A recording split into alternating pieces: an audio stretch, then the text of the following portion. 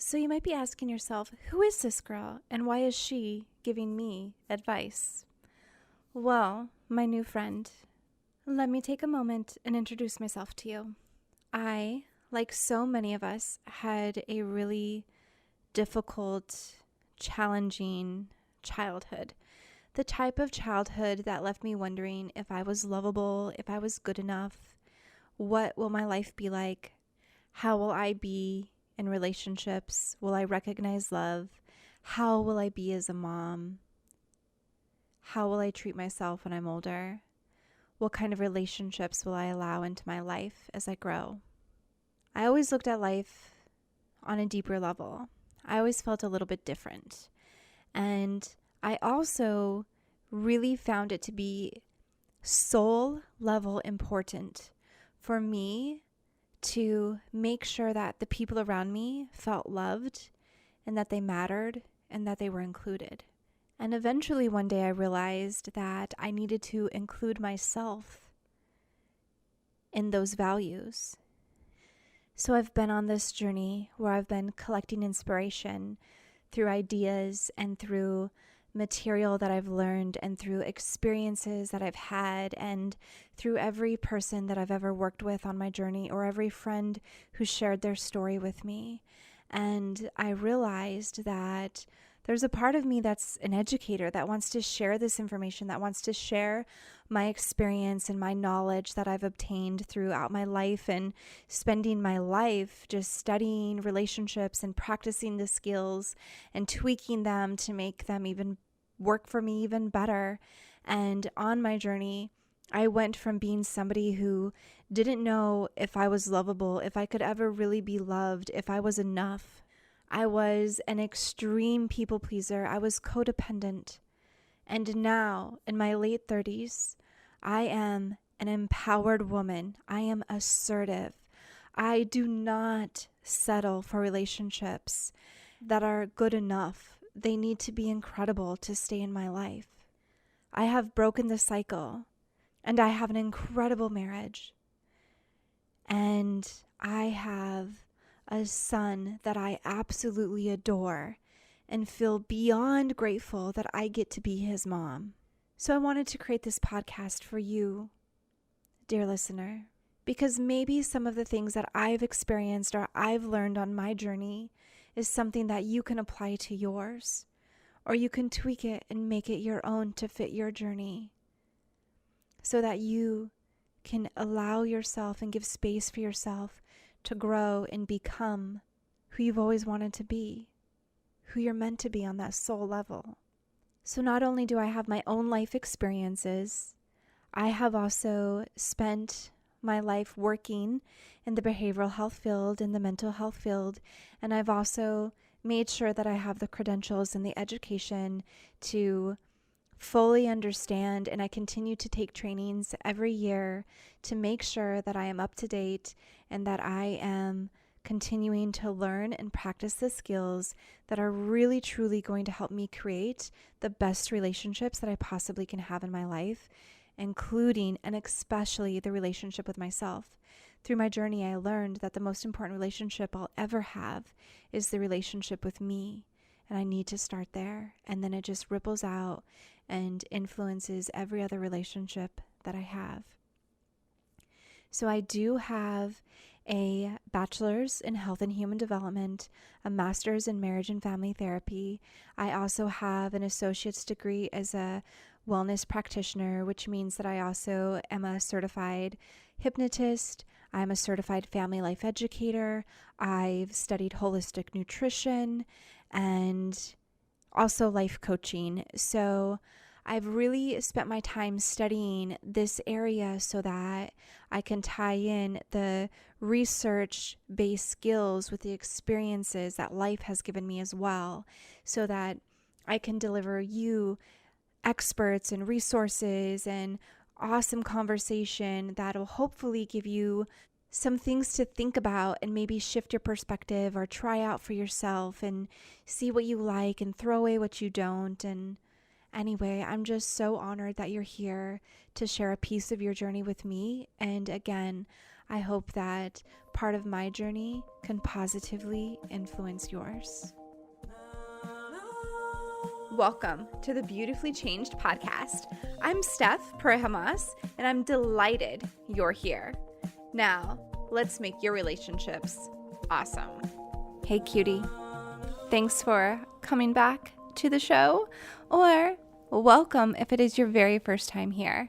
And today is a very special day because it is my birthday, and I am one of those people who absolutely loves my birthday. I don't know, it was just always such a special day growing up, and so I've just continued, and I like to celebrate my birthday. I like to celebrate other people's birthdays. I just like any day where it feels like a little bit extra dose of love is given to you or you give out to others. So I'm a fan of anything that's a little bit ooey gooey or a little bit corny or a little extra lovey, all that good stuff. So if you want to celebrate with me, I would love it if you put on one of your favorite songs and had a little dance party and sent some love out into the world as you enjoyed your 3 minutes of bliss dancing around.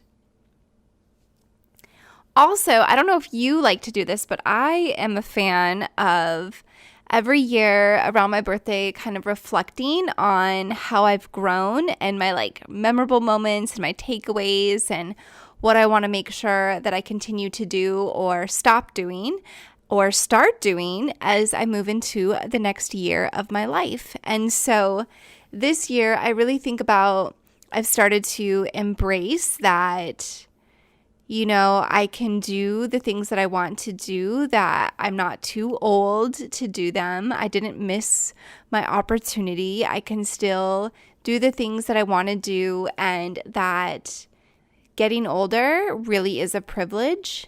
And so it's not something to be scared of. It's something to embrace. And just the little moments, right? The little precious moments of every day. I don't know if you've ever watched the movie Peaceful Warrior, but I read the book first, and I loved the book when I read it. I think I read it back in 2006 or something like that. I don't know. It was when I very first came to Arizona, and I remember thinking, oh my gosh, this book is incredible. And at one point in it, one of the characters talks about how there's no ordinary moments. And this year has just been one of those years that's really allowed me to reflect on that. Plus, this last year, I've tried so many new things. I had a friend suggest to me to start an Insight Timer account. And even though I was nervous to do it, I had heard of it, and I was like, oh yeah. And then she was like, no, you could totally do it. So I started doing it, and I have a little account on there. And it's one of those that can be kind of fun to do, but also people give you reviews on it. And it's just a little reminder that you have to do what feels right for you, and not everyone is going to like it, and that's okay. So for an example, I wanted to share with you. So I have a meditation on there called Procrastination Obliteration. Keone helped with the title because I would have never picked obliteration, but he thought it was great. So that's what I went with. Anyway, so I have one review, and it's the first one I see. It's the most recent. It's from 2 days ago. And it says, this was too fast, and let me start that again. So she gives me 2 stars out of 5. And she says, this was too fast, and the visualization was a bit confusing for me. And I'm like, okay, And then I have another one that gives me 5 stars, and that's 5 days old. And she says, oh my God, I decided to dig deep on a topic to focus on for meditation tonight, and procrastination popped into my head. This meditation was by far one of the most powerful experiences of my life. Maybe I am just more amenable to meditation and introspection at this point in my life, but no other meditation has hit me this deep. Thank you. Namaste. Okay, so you get what I'm saying? Just with those 2 different reviews, feedback from listeners of the same exact meditation are completely two different experiences, right? One person loved it, the other person didn't like it, they couldn't follow it, they felt confused, and the other person was like, this was incredible. My whole point is that you're going to do things that are on your heart to do. You're going to say things that speak to you, and they're going to speak to other people, and other people are going to clap for what you do, and other people are going to not like what you do. And the point is that you do what speaks to you anyway, right? You're going to have supporters and you're going to have people who are non-supporters. The most important supporter you need to have in your life is you at all times. You have to be the one who has your back. And that is one of the biggest lessons I've been learning this year. And I'm also super lucky because, even though I have my business by myself, I do have a support team of Keone. My husband is incredibly supportive. I couldn't do my podcast or my coaching or my hypnosis without him. Right? And so we make such an incredible team, and I'm so blessed to have that. And anytime I have a moment where I let a statement that somebody else says or something that I'm thinking somebody else is thinking, he always helps give me like the most epic pep talk ever. And so I hope you have someone like that in your life. And if you don't, I hope you find someone like that, or just send me a DM and I will give you an epic pep talk, because I'm pretty insightful and I would know that you're a great person, and I'd be able to point out some great things about you and why it's important you do whatever it is you want to do. I think what's so cool as each year passes, and each month basically at this point that passes, is that I get to uncover and discover a little bit more of the path that I'm on in my life, and I get to embrace myself a little bit more. And the more I embrace myself, the more exciting it becomes, and the more I get to be the person I want to be, and I get to handle situations that the way I want to handle them, and I get to be the mom and the friend and the wife and the friend to myself. That feels really good. Like, I want to uplift my days, and I'm doing that, and it feels really good. And yeah, every now and then I have a day where I feel a little grumpy, and then I just dance the grumps away, or I let myself be grumpy for a minute and I ask myself, what would feel good to do today? And then I do those things. And so it's been an incredible year, and I really like my life, and I feel very loved by myself and my husband and my son, and that's really awesome, So if you want to share something you've learned this last year with me, I would love to hear it. If you want to share it on Facebook, just tag me. Or if you want to share something that you've learned this year on Instagram, tag me at Beautifully Changed, so that I can hear what you're learning about yourself, and I can just cheer you on. So today, Dana Watson joins me again, and we are going to talk about children and spirituality. Spirituality is one of my favorite topics. I think it is so important. I love that we are able to talk about and teach our children from such a young age to honor who they are and honor their spiritual journey, and to really understand that they can stay in alignment with who they are and feel like a higher vibration. And even with whatever's happening around them, that we can honor them as their own little individual soul as they travel through this world. So I hope that you enjoy this episode. And if you do, if you like the episode, please consider leaving me a review and also sharing the episode with a friend, because it's good to share things that light us up, that lift us up. And my goal is always to provide you with something that uplifts you, that gives you something to think about, and gives you a tool that you can start applying to your life today, so that you can keep yourself feeling good and knowing that you are loved and that you matter. So here we go. Let's go ahead and dive into my conversation with Dana, part 2. Dana, welcome back to the Beautifully Changed podcast. I am so excited to have you here. and to talk about kids and spirituality. So, welcome back. Thank you so much, and thank you for having me back. I look forward to this conversation. And there's so much, just little things that I think that help, children along and adults. So I'm excited about this conversation. Yes, I am thrilled about it because there's just so much, like, as we were talking before, that nobody really talks about kids and spirituality. We just kind of just go through life, and then they just kind of fall into place and kind of do whatever it is that, they're used to, or whatever sounds interesting to them. And so today, to get to talk about a little bit of cultivating and just honoring the spiritual path of children, I think is pretty incredible. So I'm really glad that you're open to doing this. Oh, for sure. Yes. So I will go into a restaurant. This kind of just gives a pathway to children. And I will go into a restaurant when I used to frequent them before all of this craziness. And I would tell the hostess, put me in the furthest place away from everybody. Like, I don't want to be by anybody. And normally they would put me somewhere in a corner. And about a few minutes later, no joke, there would be a family of 2 or 3 kids come in and sit down right next to me. And I'd be like, are you kidding? Like, I know I find this funny, but I kind of did ask, like, hey. And um, I seem to attract children to me. So even when I say, hey, I just need my space, it doesn't matter. I can be at the park. I was just there the other day, and this little boy said to his dad, I want to go sit on that bench. And it's like a swing bench.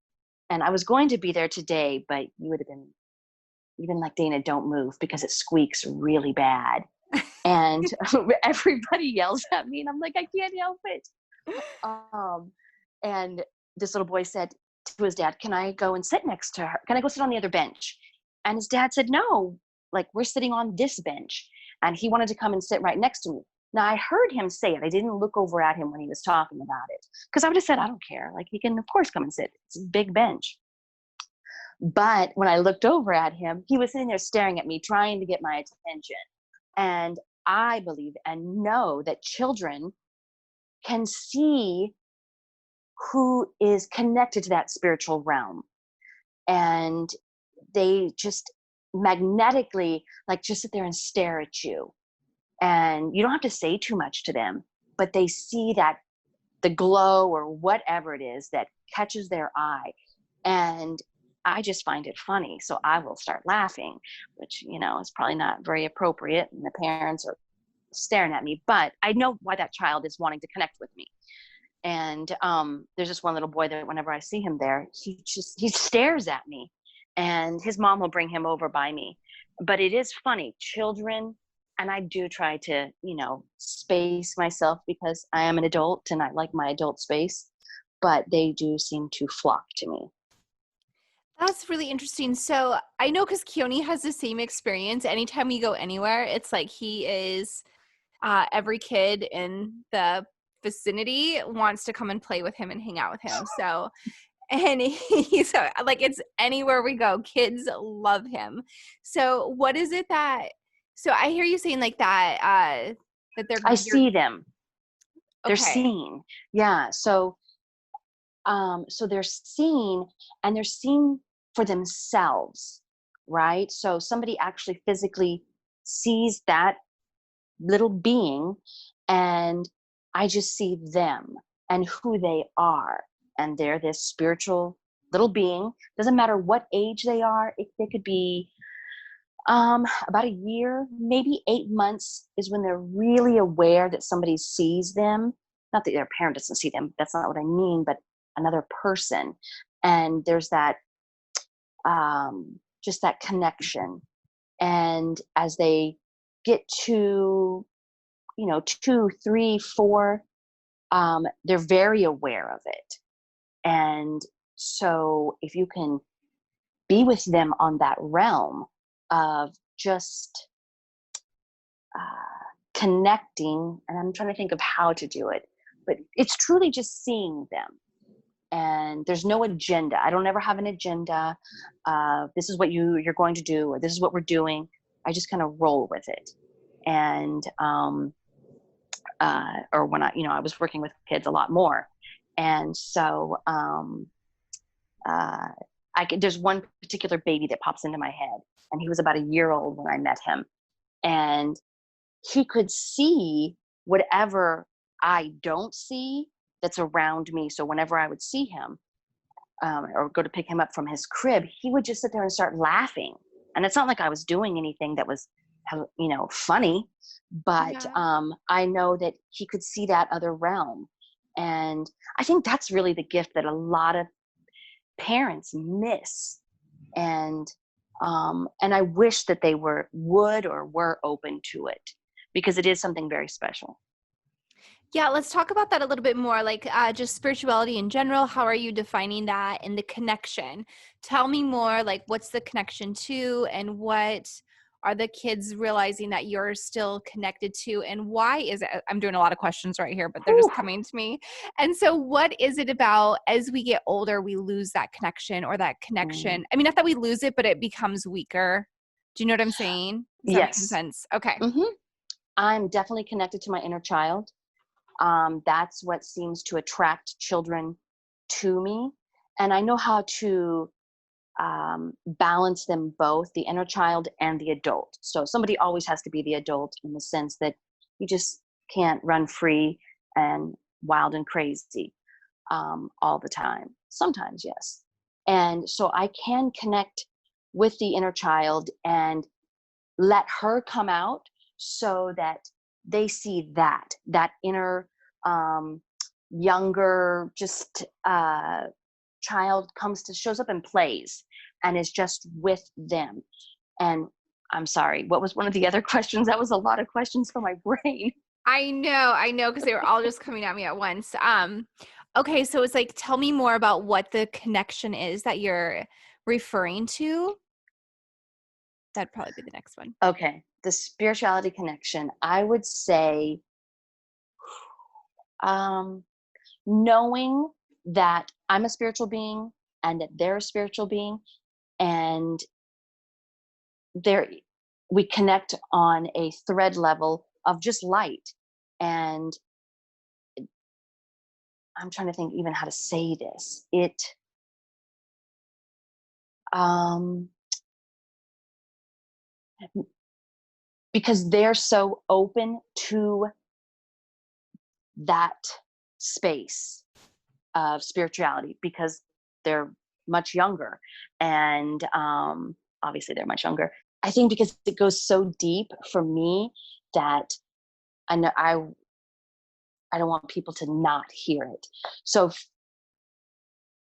I'll say this: when you go out Okay. in nature, you are most connected to yourself. I don't care if you're a child or an adult. You're really connected to your true, authentic self. And um, there is no, you get to just be yourself out in nature, versus if you're somewhere else.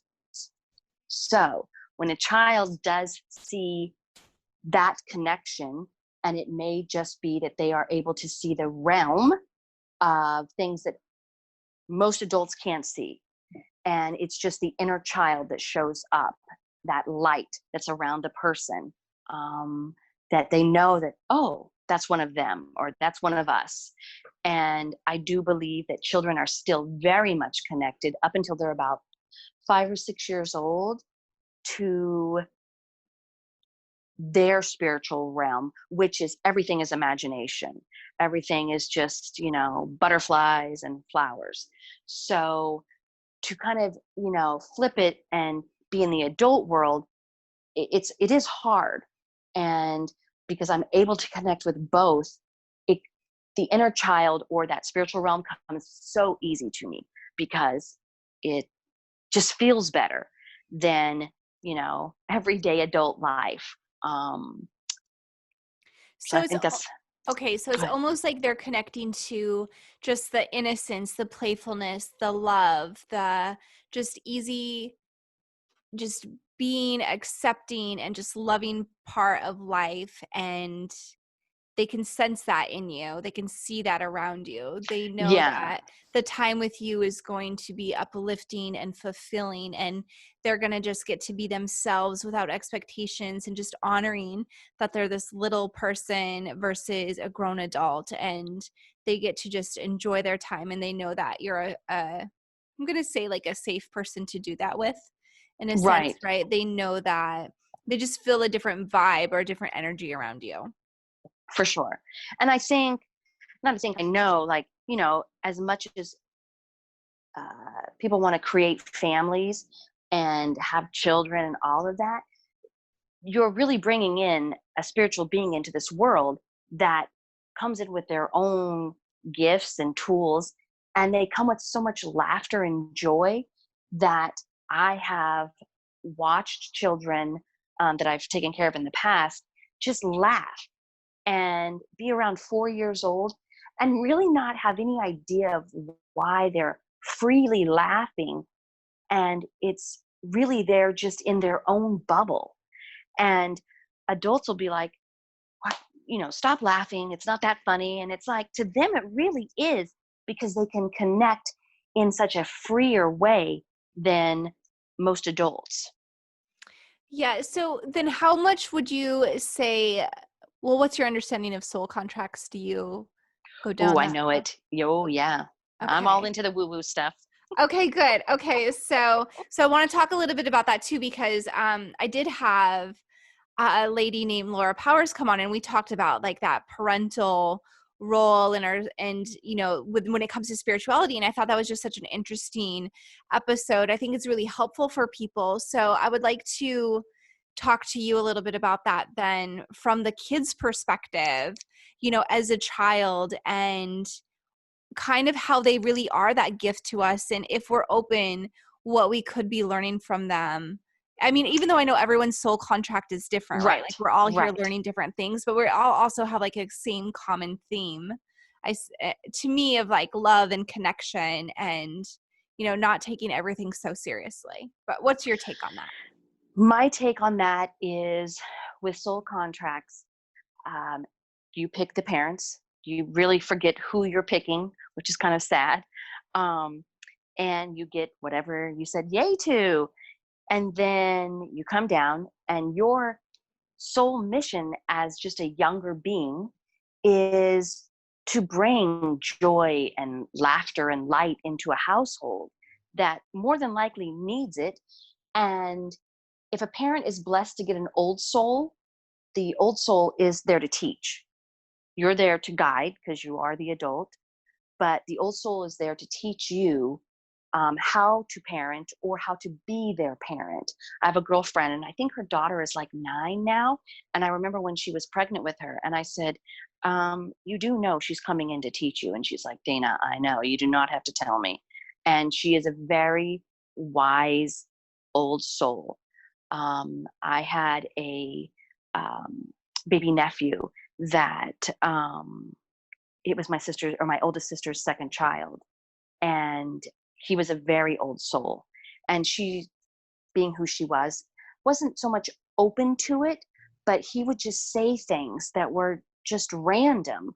And that's what happens with old souls. They come in to teach, to give knowledge, and to share their wisdom.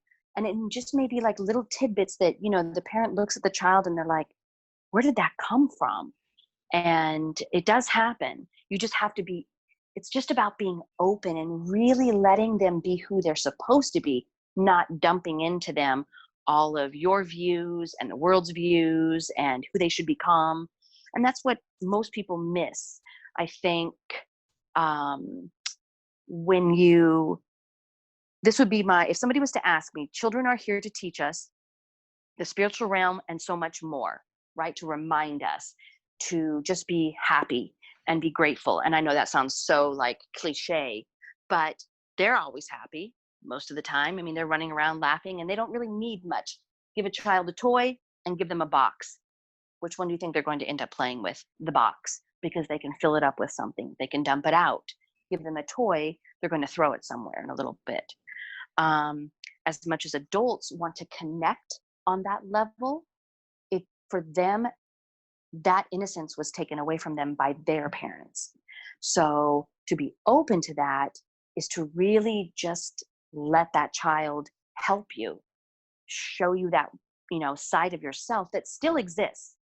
And it usually takes somebody going through something like a loss of a job or something to get that parent to open back up to that side of themselves that is the gifts. So soul contracts for me is really about what each side comes in to learn and to teach. Mm-hmm. And you want to be the best parent. It's not just about being a parent, to be the best parent that you're supposed to be for this child, and to be hopefully better than what your parents were. Yes, I love that. And so, what point do you think that kids, if their environment isn't facilitating their spiritual connection, at what point or what age do you think that it starts to fade or it starts to weaken? And then they, I don't know, it's like they, instead of really realizing that I'm here to learn and I'm here to teach, it becomes more of a world of chaos and more suffering. At what point does that question make sense? Yeah. Oh, definitely. Yes. I would say as soon as a parent says that's not true.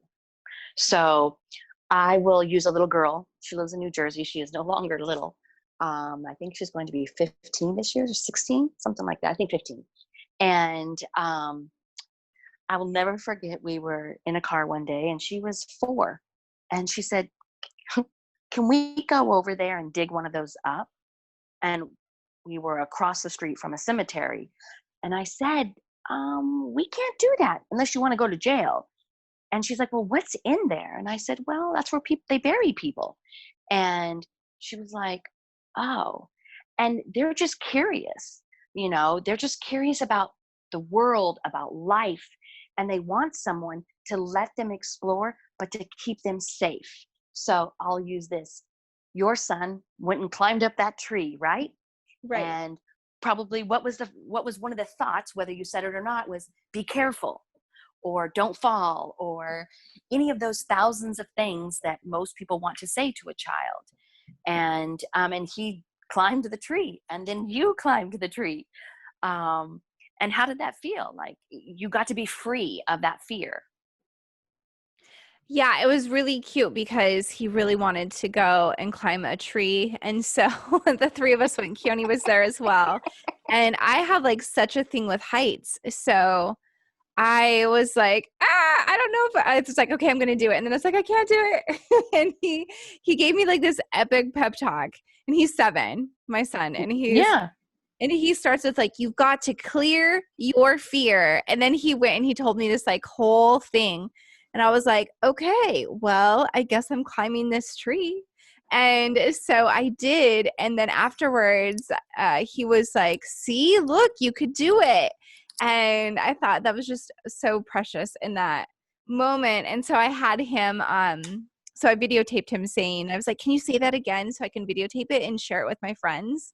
And he was like, yes, you bet. And so he was super excited about it. And he's gotten a lot of positive feedback from saying, clear your fear. But to me, Right. it was like one of those moments, like you said, I was like, where did that come from? And now he giving me this like epic pep talk right now. It was so wonderful. And yeah, but as a side note, I never say the like don't fall or don't trip because uh because of my NLP and hypnotherapy background, because what you Right. say is what you'll do, so Right. Oh, yeah. yeah. So, I mean, I will say be careful from time to time, or pay attention. Where are you grabbing? Stuff like that. But I think that's a hard one to get away from. Is Oh, not yeah, saying be definitely. careful. And Yeah. that's a normal thing for most adults, is just to say be careful. And it's like, okay, well, we're all going to fall down and get hurt, but um getting back to the spiritual side of things, I thought that was great, that he got you to do something that, not that you couldn't do it, but it got you out of your own comfort zone as a parent. Right. But I'm very open to letting him have a place at the table Do you know what I mean? Like, I Right. also, yeah, really just believe he's like a person who's valuable, and he gets to share his thoughts and his feelings and his ideas. And we're very open to letting him be fully like a full participant in his life. So I think that's really important. And it was funny because I'll have other people watch us interact and they're like, oh, you treat him like a person. And I was like, yeah, it's a cool concept because he is one. Yeah, he's not the family dog. I mean, he does, you know, he is real. It's very sad. Yes, and um I have witnessed it plenty of times where, oh, that child doesn't know what they're talking about. And I've gotten to experience different spiritual things with different children. So one child I can remember, and this has only happened once. Um, we were able to um, jump time, and I was taking him somewhere, and I was the only time it's ever happened, and I thought it was very odd, and he noticed it because he was older. And when older children get around me and they have been disconnected from that spiritual side, just my vibration is able to help them reconnect. Maybe not for long periods of time, but they do come back to it, or they are able to come back to it within themselves by just being around me. And his name was Michael. And so he was like, Dana, how did that happen? And I was like, I don't know. And I knew not to go into great detail about it. It was probably one of the first times I ever experienced anything like that with somebody else's child that I was taking care of. And he was an older child. He was, I want to say 12 or 13. So I knew I couldn't say too much because, I mean, that's going to go over well, right? Right. And, but that's where, if parents are open to hearing the child, your child's going to tell you so many things that you're missing from your clogged filters. And that's part of the reason why I do and have liked working with children, is because they do connect on that realm of just giving you information, and it's kind of out in left field. And so What does jump time mean? um what is jump time? So if it was one time, like if it was 3 o'clock and we got to a place and it was only like 10 minutes away, it's now 4 o'clock. Oh. Yeah. And so, how do parents or adults, basically, like anyone who's around kiddos, especially like the caregivers or just the people who spend a lot of time with them, how do they facilitate the child's spiritual connection? Like, how do they make sure it continues to be strong as they, progress through life? I would say being open to imagination, being open to creating stories, um, you know, just being open to talking to them about angels or fairies, or, the best place to really connect is to go out into the woods and to go for a hike, or to go to a park and it's really quiet, and just open them up to it if they're at an age where they can, understand fairies. And most kids around the age of 3, maybe 4 definitely, can uh, understand. And so I have encountered um, a 2-year-old being able to tell me stuff that he would know nothing about. And because they're so open, spirit can use them. So if the person is really wanting their child to stay in that realm of connection and just I'm going to use the word enlightenment, but that's probably not even the correct word, just being open to the innocence of who they are and allowing them to have a voice, whether it be something silly or something pretty serious, it brings in another level that they can share with the adult. And as long as the adult doesn't say, oh, that's not true, the child will stay in that space. And I really try to, over the years, just allow them to have that space. I remember one little boy used to see stars, and it would be broad daylight, and he was totally normal.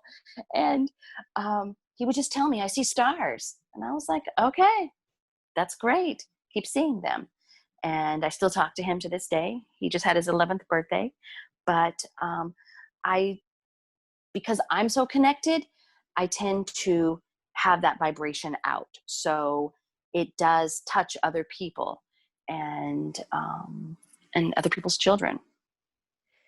So, if a child was to say, "Are fairies real?"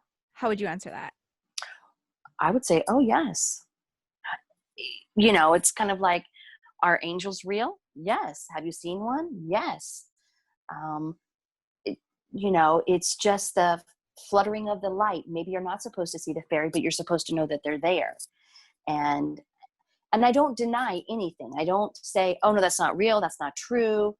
A child can lose their imagination by the adult telling them to live in this realm right here, what's in front of us, and that doesn't exist. And so then they start to lose that part of themselves. And that's most adults. You know, they miss that supernatural part of life. Yeah, that's what I was going to ask about. That it's almost like, so I think a lot of people can think of it in the terms of, right, like the sixth sense, right? Like Mm-hmm. like the kids have this sixth sense ability where they're connected to something bigger, right? The bigger energy around us. And Right. so, Yeah. yeah. So then what if you're, okay, so I'm just thinking about this. So let's say you're listening to this episode and you're like, oh, you know what? I'm kind of on my own spiritual journey, and I never really thought about my child being on it, but I want to start, I don't know, inviting them into, I don't know, my world of whatever I'm doing. Uh, is that something you support, or should it just be like the kid just has to ask to be included? Or does that make sense? Like if it, like, let's say they notice that you're meditating, do you wait for them to say, can I meditate with you? Or do you invite them in? I would say sitting in meditation and nothing on, or some kind of, you know, just light music, whatever it is, whoever uses it, um, that invites the child, because in a sense you are the teacher and they are the teacher. So it's learning to balance it and learning that I can learn from you as much as you can learn from me. And I need to be reminded, the adult, how to laugh, how to be much more free, and how to just be with my inner being, my inner child. So if the adult sits down and goes to meditate and the child says, what are you doing? Oh, I'm going to meditate. And the child say, oh, okay, I want to sit down with you. Great. I think saying to a child, I'm going to meditate and you're going to meditate with me, doesn't work. There's a school in, I want to say it's Idaho, but I could be totally wrong about the state. And they do, in the school, they do walking meditations with, just for children. And they just walk and they give the child a thought or a word or a flower. And that's what the child focuses on. And they just move about in a walking meditation, which helps the child, because most children have a hard time sitting still, right? They're fidgety and they're just up and moving, and which is fine, because the child will eventually sit down when they're ready. So maybe going for a hike is that child's meditation, where the adult wants to sit. So go for a hike or a walk somewhere, and then after a little bit sit down, and the child will be much more present because they have gotten out that energy. Yeah, I love that there's so many possibilities in how you can include your kiddo into it based on their personality and what works best for them. And so I know for myself, like my son's been meditating with me for a long time, but that's just because he sees me do it and he wanted to do it with me. And it's really cute because some mornings he's like, "Oh, we need to meditate before we get up." And I'm like, "Okay." So, I'll put on our little timer, and I often give him like I'll ask him, do you want to say or no, or how many times do you want to say it? Stuff like that. Do you want to lead it today? Do you want me to lead it? So we give like all these different things. And then it was really interesting on his own. I had a friend come and visit, and he's like, let me teach you how to meditate. And, thankfully my friend was like super into it. She was like, yes, teach me. I want to learn. Like, let me know how to do this. And it was really cool to see him kind of step into that leadership and be like, here, I can show you this really neat thing that I do that I don't even think he knows why he does it. He just does it with me. It's one of the things that we do together. But it's really cool to see the influence it has on him and how he also then uses it to influence other adults. So I think it's really cool. Yes. And also, um, do you see that he is able to connect with adults and his own child self, and people accept him? He's not, screaming and yelling and acting like most silly little children. He knows that this space is a sacred space. So he's like, hey, I want to show you how to do this, and you want to do it with me.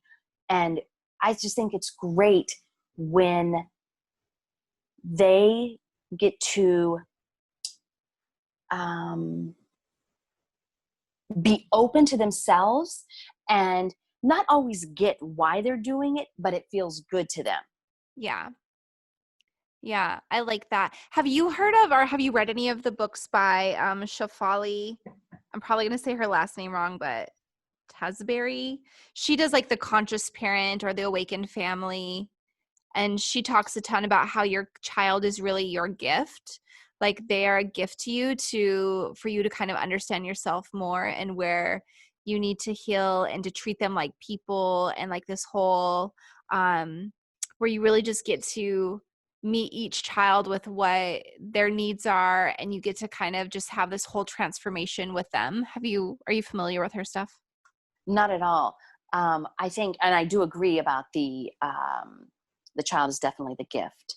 Um, it they do come in knowing and helping and wanting the adult to really grow and heal and be able to live that best life that the adult wants. I do believe I've watched children um, almost treat their parents the way that they are treated. And the parents like, why do they do that? And I'm always like, I want to say something, but I just keep it to myself. It's because it's really about the parent getting it. And it's not my place to say something unless, well, I'm being truly asked. And children, for the most part, I would rather hang out with a bunch of kids than most adults, because Yeah. they just show up as who they are, and there's no hidden agendas. Yeah, it's really interesting. I think if you are into any of those like those books or anything, her stuff is right in line with what you talk about, because she's very much about empowering your children, and that it's just like a whole different way of parenting, which I'm all about. I'm so into that sort of parenting because I see how amazing it works for my kiddo, and even my own parents are like, "Wow, I love the way you parent. I wish I would have known that was even an option to parent that way." And yeah, it's pretty neat. And in that, don't you find that interesting that your parent says to you, I wish I would have known I could have parented that way? And that's the way that they probably wanted to parent.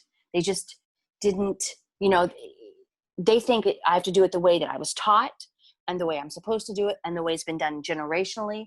And I do feel like that's why we keep cycling through certain things in life, is because there isn't enough people shifting fast enough, into saying, oh, my child can have an opinion, or they can pick this, or they do know what they're talking about. When, they can say, and I do feel like this is something spiritual and intuitive, when I don't want to eat meat, or I don't want to eat this, and it makes my body feel this way. They're listening to their own being. So for me, I'm like, that's great. What is it that you want to eat? And I'm totally open to meat. It's more about whatever that child, they have to know themselves. So as much as I can keep or have kept children really listening to who they are, that's really how they get into the world, is I can trust myself. I am connected to myself. I do know what I want. I do know who I am. And harnessing that part of them helps them just evolve into the spiritual adult. Yeah, I love it. And I think when you cultivate that side, this like just the confidence that the kiddo is born with just stays with them. It gets cultivated and it just flourishes with them as they grow. And I would just made me think of when you said like the playfulness that kids really bring in. I think when adults are really open to it, and sometimes I think even kids can tell like which adult needs a little bit more uplifting in their life or a little bit more Mm-hmm. playfulness. So for an example, we had a couple people over to play like a game night with us, and Makayo was just kept going to this one person and was like, hey, why don't you draw the hair or a mustache on this? So Makayo loves drawing. It's his like favorite thing to do. And so he drew like the basis of this person. And then he went up to the adult and said, hey, why don't you draw the hair or the mustache? That would be so funny if you did something like that. And the guy was like, okay. And you could tell he was super uncomfortable with it. But Mikhail was like, no, you've got it. So the guy draws the hair and the mustache. And Mikhail comes back and he's like, that's great. Ha, ha, ha, ha. And the more he did it, by the end of the night, he had all the adults, like he gave them all a pipe cleaner and a straw and was like, okay, this is what you do. Put the pipe cleaner in the straw. Now make a shape. And then he like had everyone make a shape, and he like judged everyone on it, like the creativity and how, whatever, he gave them all a score. And it was just so fun to kind of see how he invited them all into his world. And Right. even the adults were like a little bit hesitant at first, but then they totally gave into it and all tapped into their creative side. And I just think that's one of the reasons why I think kids are such gifts and they're so much fun, because they do invite you into that side of yourself that you don't often give much attention to. For sure. Oh, so many parents miss even just the littlest things, like sit down and watch that silly show, or draw the mustache. And what he's actually doing and being used, right? Like he's doing it, but he's also being used to get these adults to connect with their inner child that wants to come out. That inner child is trying to tell the adults something, whatever it is. Have more fun, laugh, do something, and be open to your creativity. And so it's great that they are a little uncomfortable, I'm sure, because they're like, okay, this child wants me to do what? Yeah. But when you do just kind of relax and go with it, you're like, oh, I had a really good time. Why was I so resistant to it? Why didn't I want to do this before? And then you start to seek those things out, as long as you can stay in that space. Mm-hmm. I like it. So I guess I would So like to hear from yeah. your perspective. What do you think is so healing about being in touch with your inner child and allowing that playful side to come out more? Being in touch with your inner child helps you as an adult to not only remember your own childhood and kind of connect with it or use it in ways into the adult world, but it also helps you to be in your bliss as an adult. Most adults miss being joyfully blissful happy, whatever word it is, but there is a level of happy that is pretty enlightened. It's like you feel so good that you're walking on clouds. And when you can connect to that part and you're not really doing anything to get there, it's just happening in a very natural way, um, you're really connected to your true self. And that's the best part of it. That's really what we all want, is to feel that state. And it could just be being out in nature. It could be swimming, going to the beach, painting something that just helps you stay connected and be in that space. Yeah, I like that. I know for myself, I really had to learn as an adult, like how to be really playful. And that is one of the things that I know since I've become a mom, I've completely transformed. And I think that it's been so incredible for me to just be able to let go of that serious side, or the side that doesn't want to make mistakes and stuff like that. Because I've noticed as a mom, like I wanted to pass down, like, because I know my son's watching me. I know he's listening to what I say and how I treat myself and how I show up and, stuff like that. So, I wanted to definitely kind of, I don't know, I guess like supercharge my healing and be really aware of how I'm showing up. And so, one thing that I think has been so incredible about Keone is that he is so just naturally playful. As I mentioned in the beginning, like we go anywhere and like every kid in the park wants to play with him, or any kid at the trampoline park. It's like he's had to feel like, as sometimes when Micaiah was really little and kids would come up and be like, "Will you come play with me?" And he's like, "Oh, I'm actually playing with my son, but you're welcome to play with us over here."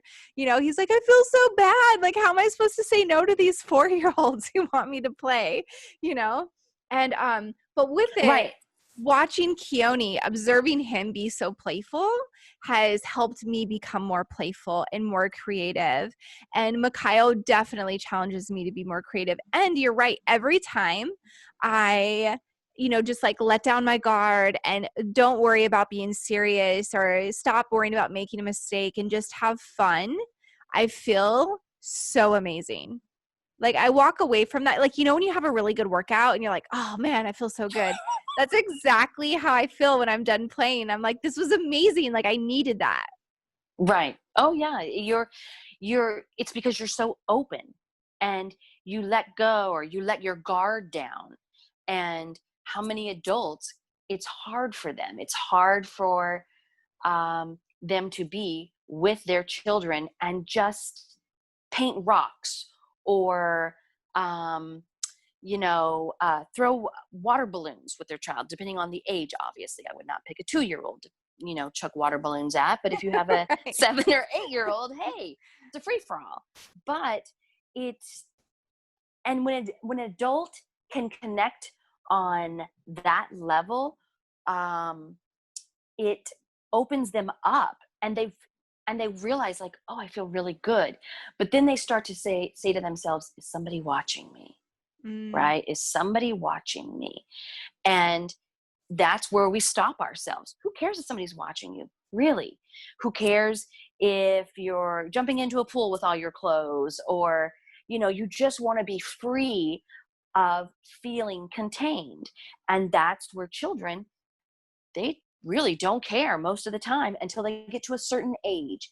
And you had asked that before, but I'm going to say, and I don't even think I answered it. It's between the age of 5 and 7. I want to say 4, but a 4-year-old can still connect to themselves. So they can ignore the adult and go off into wherever they go. Peter Pan land, we'll call it. okay. The 5-year-old can still do it as well. But as soon as they go into uh, school, and there's nothing wrong with school. I think it's healthy, whatever you pick.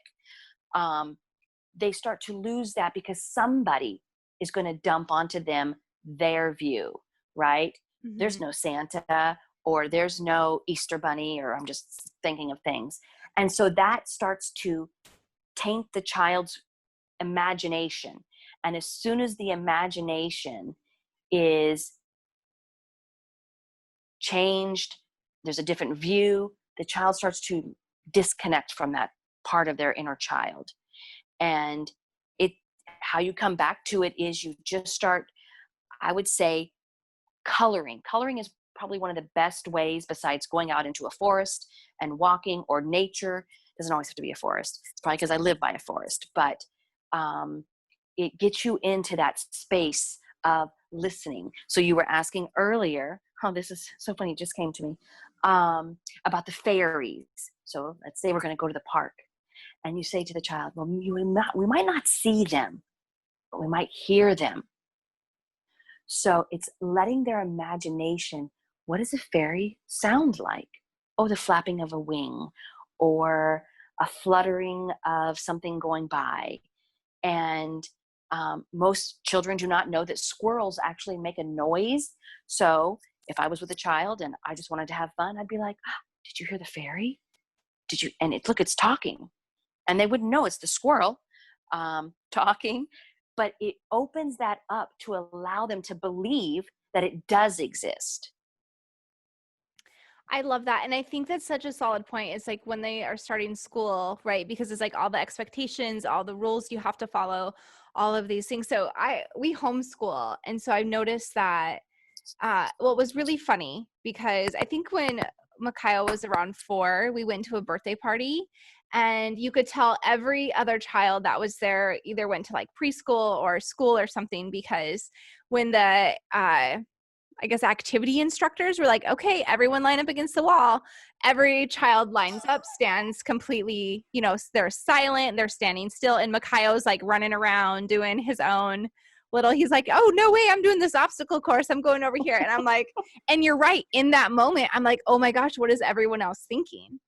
Am I Right. supposed to go stop him? Like every other parent's looking at me, they're probably making their judgments, and I'm like in those moments, or like whenever we go to the park or play. So we're very active. We only have one child. So we are very active with him. We're very involved. We play with him wherever we go. And, there's times where I'm like, we're the only parents doing this.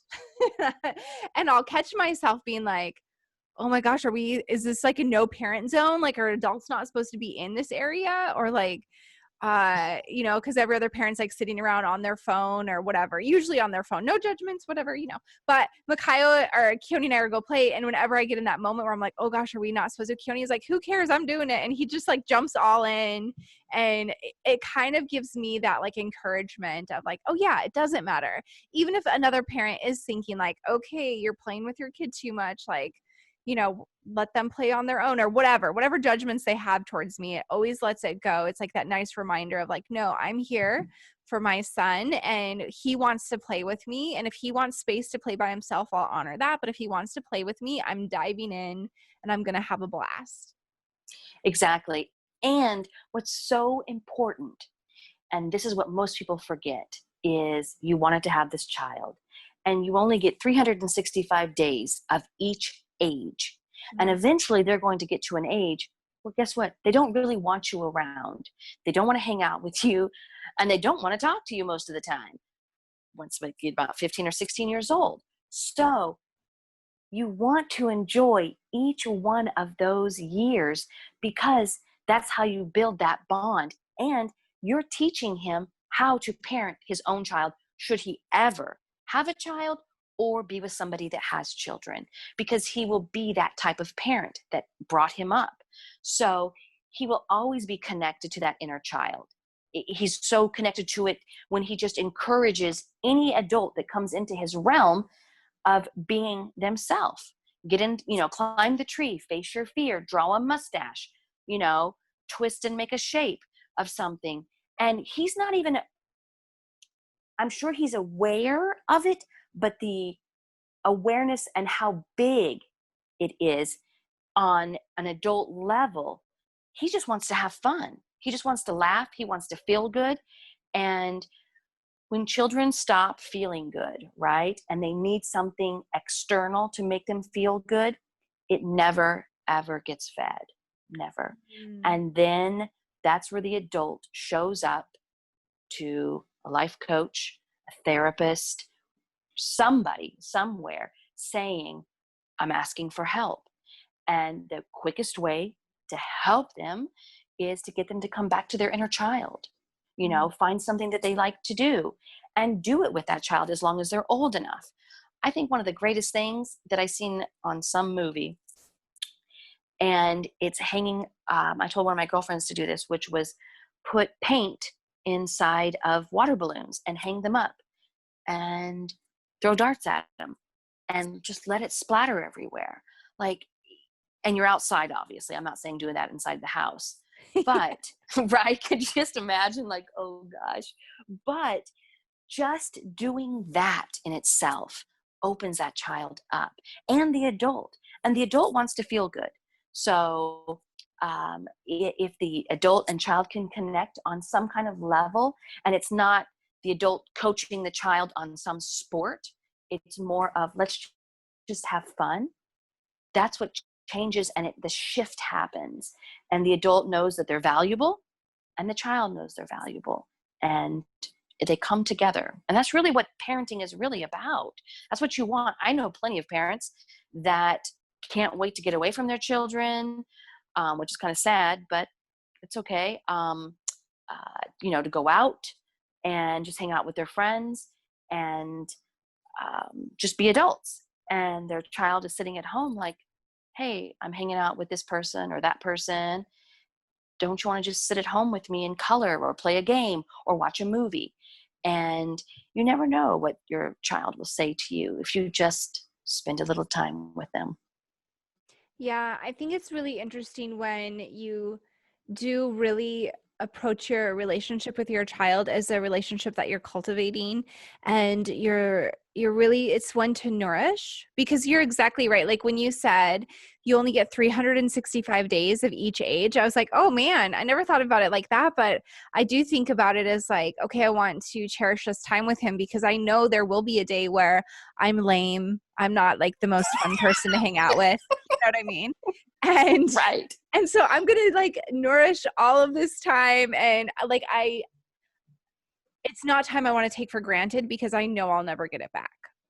Right. So Right. it's time that I really want to cultivate. And it reminds me too, like my husband and I always talk like, you know what, we need to make sure that we stay active and healthy so that we can continue to be involved in the activities that Mikhail wants to do as he grows, right? Like, so when he's 16, is he going to be into like snowboarding or hiking or tennis or I don't know, some sort of thing where we have to be active, you know? Oh, right. So, I'm like, we need to be aware of that so that we can continue to maintain involvement in his life instead of having to sit on the sidelines.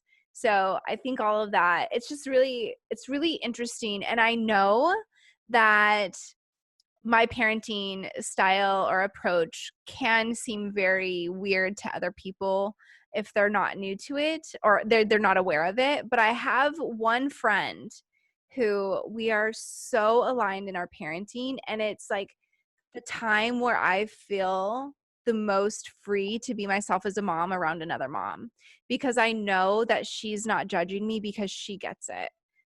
It's like, it's really nice to give moms that other space, and I'm sure dads as well. I mean, I guess dad culture, I don't know how much judging is going on there, but with mom culture, it's really like, Oh, whew, yes. Yep. you know? Mm-hmm. So, especially because, okay, so here's another little side note is my son has long hair, and he's had long hair. Like he was born with long hair. You know what I'm saying? Like his like 2-year-old baby picture, he's got like hair down to his neck. Like that kid had a full head of hair. And so he just loves his long hair. But as he's gotten older, he's heard so many other people say, especially to me, like he needs to cut his hair. Like his hair's too long, or like other kids at the park saying like, oh, are you a girl? Or like people, like every adult Oh, saying, hey, little lady, and Keone and I, stuff like that. And then so he'll say, I'm a boy, and then people are always like, oh, and then they're really awkward because he has long hair, right? Like it's just a little bit past his shoulders. But one right. day he was like, I think I want to cut my hair. And I said, okay, well, we can do that if you want to. Can you tell me why you want to cut your hair? And he was like, well, because I'm a boy. And he was looking, he was Mm. like, so then I was like, well, what do you think? So he wanted to see what it would look like with shorter hair. So I like lifted his hair up And I was like, well, what do you like it better? What do you like best? Do you like it shorter or do you like it long? And he's like, well, I love my hair long. And I was like, well, then let's leave it long, bud. Like, you can have your hair long. If you like it long, that's what we'll do. If you want to cut it, we can cut it. But if you like it the way it is, we can leave it exactly how it is. And he was like, I think I'm going to leave it how it is. And I was like, awesome. So had I been like, I feel though, had I been parenting him differently, if we would be a household that was filled with shame or following what everyone else wants us to do, he would have cut his hair. Oh, of course. And also, I don't know what story I'm thinking of, but having long hair, that's like powerful, right? And there's a power in it. So, and that has nothing to do with anybody that doesn't have any hair. I just want to make sure I cover all my bases, but it's empowering the child to be like, well, what does that hair make you feel like? You know, having it long, does it feel great? Or does it not feel so good? And I used to take care of a little boy that had angel curls. I mean, the most beautiful blonde, big curls, right? Yeah. And people would pull it. And this one child walked up and pulled his hair, and I grabbed that child's hand and said, don't touch him. And said, you have to ask. We don't just pull somebody's hair. But there's something about wanting to, society wants to change, or I need to be this way or look this way. And just by allowing your son to have the voice of even asking himself, do I like it short, want it long, lets him realize, like, I'm okay being me. Look how powerful I am by what I choose, not what somebody else inflicts on me as to how I'm supposed to look. Yes, I love it. And that is like just as like a total side note, I'm so appreciative of every man who has long hair and who embraces it, because they are setting an example for all the little boys that want to have longer hair. You know what I mean? To Yeah. me, I'm like, thank you. Because now my son has a model that men can have longer hair if they want longer hair, you know? Right. And I think when they see men, boys, and it doesn't have to be their dad, it could just be any type of man that has facial hair, tattoos, piercings, they know that they can just be themselves. And not meaning go out and get piercings and tattoos and do it all up, but you can be yourself, whatever that is. And it's okay. And yeah, you will probably find somebody that's going to judge you and say, oh, it's kind of like, I'll use myself. I have natural curly hair. And when South Carolina humidity, it can be like George Washington hair, and it just curls, and it is the craziest thing. And I've had people, women especially, say, oh, you should straighten it. You couldn't pay me enough money to straighten my hair. I will ruin it. And I know plenty of people that pay for curls like mine, and I get ringlets. That's the best part about it. Oh yeah. And so I'm like, there's no way. Now I can get it straightened, and it's just as beautiful straightened as it is curly. But I will pick the curly, wild mane, free spirit self over anything else. Yeah, I think there is such like there's part of that spiritual path and staying connected to it that really allows us to feel good about who we are. And it doesn't it takes away that idea that we need to shift ourselves or put on masks or pretend we're someone other than we are in order to fit into somebody else's definition of what they want the society to look like. So I mean, for me, the spiritual path and cultivating that in our children does just allow, like, we hear so much about how be your authentic self, be your authentic self, but as adults we have to be like, well, who is my authentic self? I don't even know who I am. Like, what does that mean? How do I get there? Right? And so as a child, when you just like let them just nourish and just accept them as they are, and then, like, of course, guide them through life or whatever. But when you give them space to be themselves, they never have to refine themselves. Right. No. And I worked with a 16-year-old girl. She's a teenager, obviously. and she was connecting back into her inner child. And I coached her for, gosh, I want to say 4 months. And she realized that when she was truly connected to her inner child and in that space, that's where she felt that blissful space that I talked about earlier. And so if you can get there and remind yourself of how that feeling feels and be in that feeling, you will always be able to go back to it. And there's something true to it, that when you get so far away from it, it is hard to get back to it. It just takes the work, and you got to be willing to put that work in to get back to that space. But she even said to me, I like feeling more connected to my inner child because I feel better. And she had to then realize how she was disconnecting from it. And her friends would say to her, like, why are you excited about, let's say, a flower she found?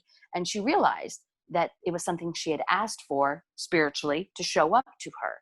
And the friend's not going to get that. And she even said to me, Dana, I feel funny. And I said, well, don't. Just say, this is my favorite flower. You can shift it so you don't have to tell somebody everything. But if for you, it means something. And most kids at a certain age, they don't want to connect on that level, or it feels very odd to them or different because they've been disconnected from it. So I can just imagine an adult, which I have had my fair share, getting them to connect back onto that level, how hard it is. Yeah, I know that's a really good point too. And I like how you say, like, you don't have to share everything. You could just say it's my favorite flower, right? I think that is like with everything in life. You don't have to share if it's going to take away the sacredness, or it's going to put in the fear of judgment, then you can keep that to yourself, and just share what part Definitely. feels comfortable. That's a Oh, really there's good been plenty of times, not to cut you off, sorry. No, go ahead. When I will, I'm just trying to think really quickly. There's where I go walking. So you were talking about exercising, and this morning I did 4 miles, and I was like, I came back and I had all this energy, and it was probably the fastest walk I've done in a while. And I attract a lot of red male cardinals, Okay. and they will fly like almost into me, and I will burst out laughing at them. And I know that why they're showing up to me.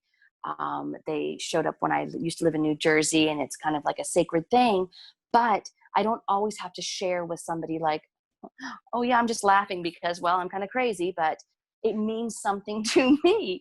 And most of us, that's where we disconnect. So that's where that realm is. If something reminds you of something, whatever it is, that opening space into it, you will be able to get back there. You just have to be open to that space. And whatever shows up, you don't just say, oh, it was just a red bird, no big deal. Yeah. Yeah, like you don't dismiss it. You be open to the possibilities. I like that. Mm-hmm. Um, so inner child, so you've mentioned that several times. Is there a way that so I know you said coloring, but like, so if somebody's listening, they're like, well, how do I get in touch with my inner child? Like, what do I do? What do you say? What can they do? What can they do? Well, they can think back to when they were probably before the age of 10. What did they like to do? And it could be anything. It could be baking.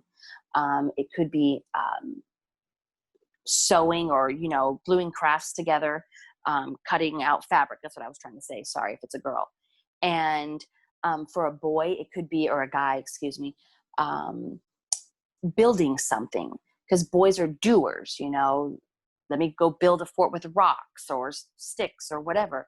And not to say a guy wants to do it, but it's something that you did in your childhood that connects you there. And maybe it was just hanging out with your pets, or daydreaming. To get to your inner child, just sit down and daydream. Think back to a summer when you were a kid and you went to a lake or went to the ocean with your family, and you felt that free feeling. then that starts to bring back those, we'll call them butterfly feelings. And it's just a way to connect. And then you want to feel that way, or you want to keep moving in it. So the way for me is really to color something. It could be painting rocks. It could be coloring a picture. It could be, trying to think, for me, it's really the park or being outside. As a child, I spent probably 90% of my time outside in California, always hiking and running through the forest, or getting into trouble, take your pick. But it it's really easy once you start to think back to what made me feel good as a child. What did I used to do besides sit in front of the TV? And what can I do now, even if it's just a little step, even if it's just getting my child to do something with me that I used to do as a child. And usually when you include your child, that opens and invites your inner child to show up. So you can actually just sit down and laugh with your child. And maybe you're just drawing with chalk, right? Playing tic-tac-toe or hopscotch or whatever. You're just coloring a picture. When you just do those things, it starts to open it up, and they will start to filter in or flood in depending on who you are. And hopefully, you're open to it and you just go with it. I love that. Those are really, really great tips.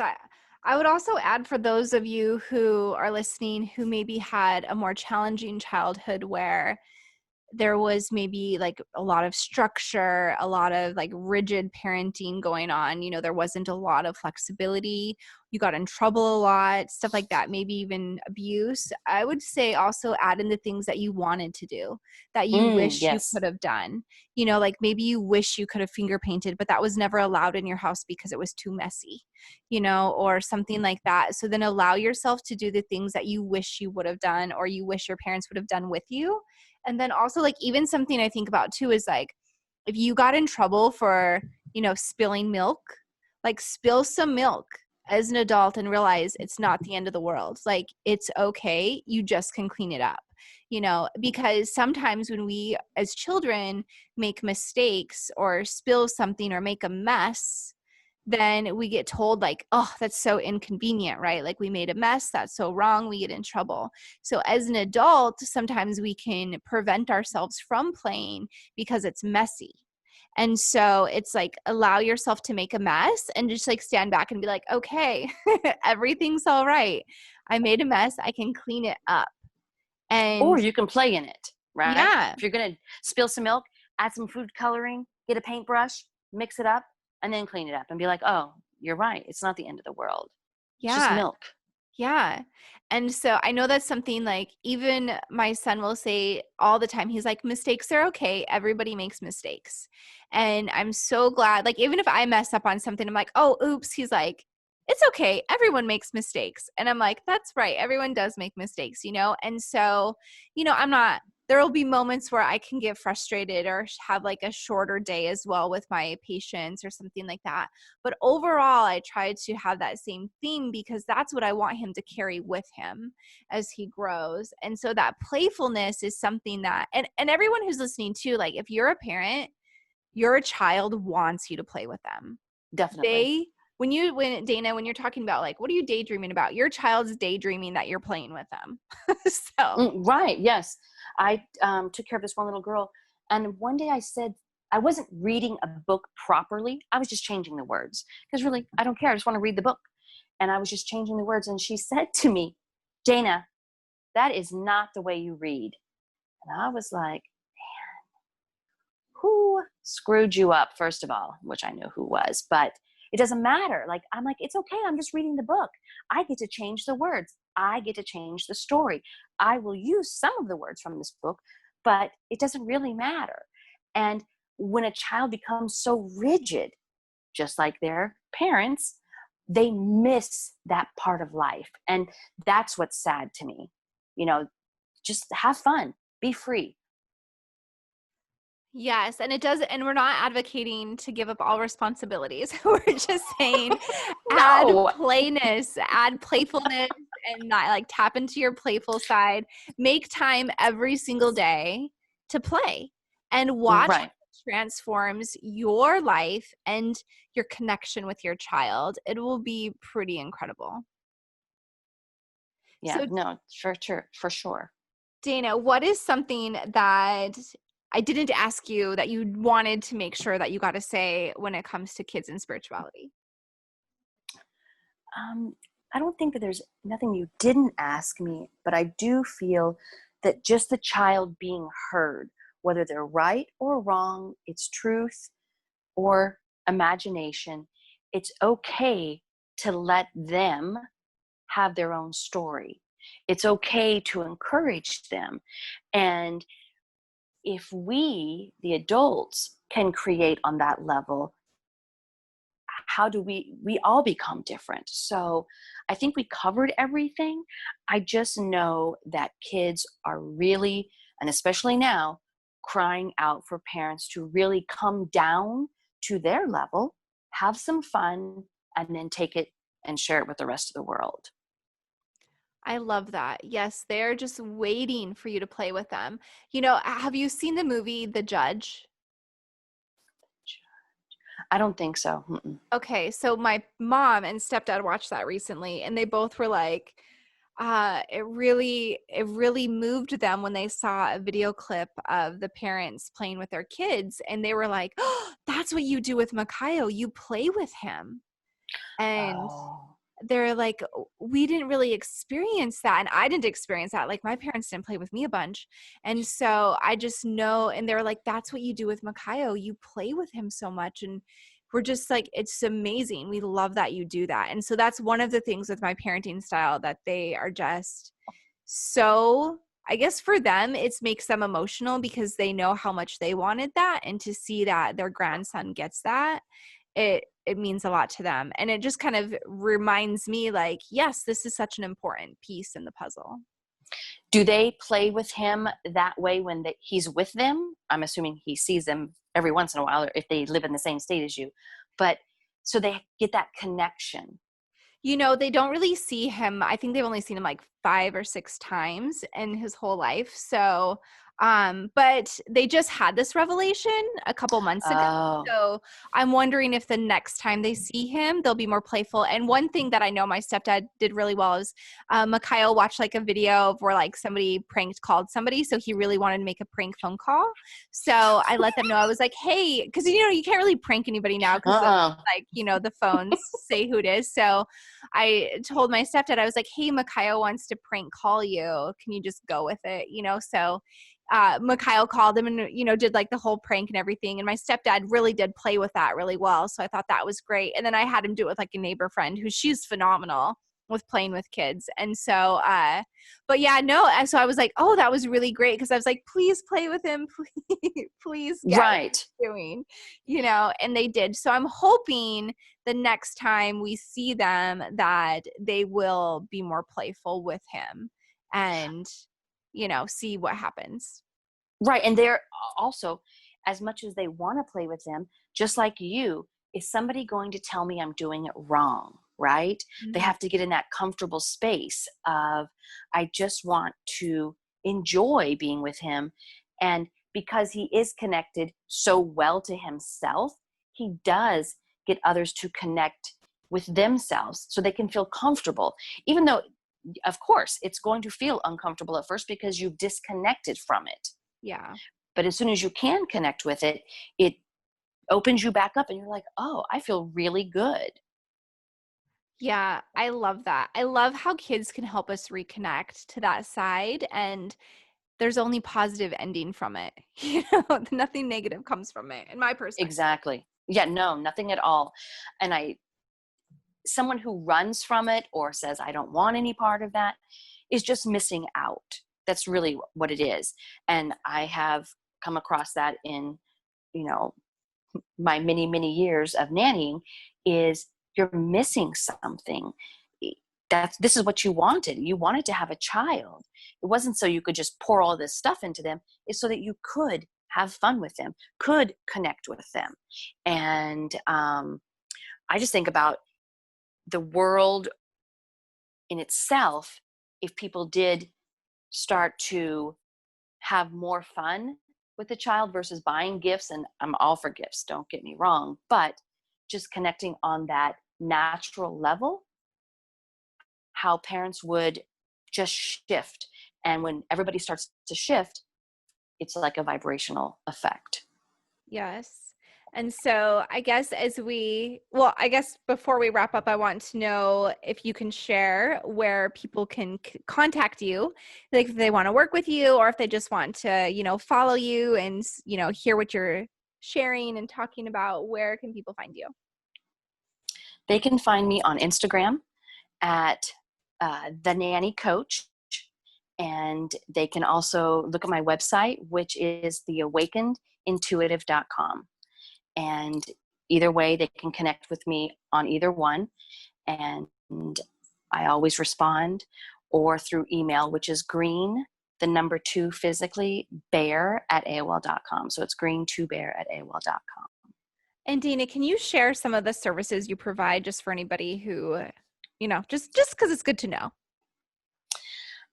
So I'm going to say I do it like intuitive guidance, and I also coaching with adults and with families. But if it's just an adult itself, there's no children, it's just the individual. If it's a mother wanting to create a better connection with her child or children and for herself, that's, a different service. So I kind of just bring everything together, see what somebody's needing or wanting, and go and open it up that way. And I just show up as someone that can listen and help and serve. I love that. So to wrap it up, it sounds like Dana and I are inviting all of the parents out there to stop sitting on the sidelines, to get into your playful side, and remind yourself that it doesn't have to be really complicated. It could be so simple as coloring, as playing with a box, as making shadow puppets. And it is one of the most valuable things that you could be providing to your child is moments of bonding over play. And they will remember that. They're going to remember you taking a can of whipped cream or shaving cream and spraying it all over each other, and, just playing in it. Or even paints. I'm going to paint your feet, you paint my feet. And we're going to sit down and we're just going to do something fun together. Just connect in different ways. That's all. I love it. I love it, Dana. Maybe as a side note, I know, oh, that's one thing I wanted to ask you is like last time we talked about when we wrapped up that you're writing a book. I am, yes. Right. Now, have you ever thought about doing like I don't know, like a little daily calendar of like a fun activities you could do with your child that day? To my Instagram page, I've done nanny tips, like, Okay. ways to connect or listen or do certain things. For me, something I found when I was taking care of children regularly was to get them outside first thing in the morning. Wait to give them breakfast or take them to the park and give them breakfast. And I think we kind of talked about that. But getting them out and out in nature, the park, going for a walk, whatever it is, it helps them just to kind of clear their self. Because Mhm. usually when a child wakes up, they just want to run around. And there's nothing wrong with that. But just getting them outside actually helps that energy. So I did share throughout the postings different nanny tips of things you can do with your children, baking with them, um, and some other things. I love it. I love it. Well, Dana, this has been such a pleasure. I'm so glad you came on again. Your tips Thank and just you. your conversation is just lovely. And I love that you're advocating for playfulness and just getting in touch with your inner child because it is very transformative and it is such, I don't know, everyone's looking for happiness and it's such like that's the direct path to it. So thank you. Oh, you're so welcome. Thank you. Thank you so much for spending some of your time with me today. And make sure to share this episode with someone and leave a review. And remember, you're worthy of incredible love.